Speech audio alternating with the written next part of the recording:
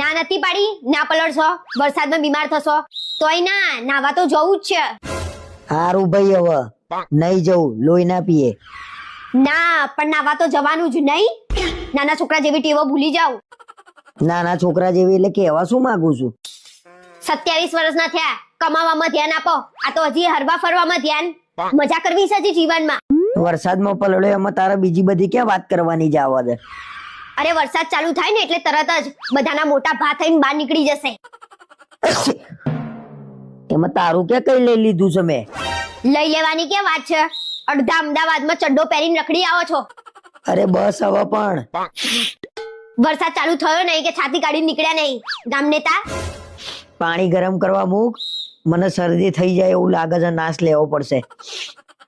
જાતે કરી લેવાનું, મને નહીં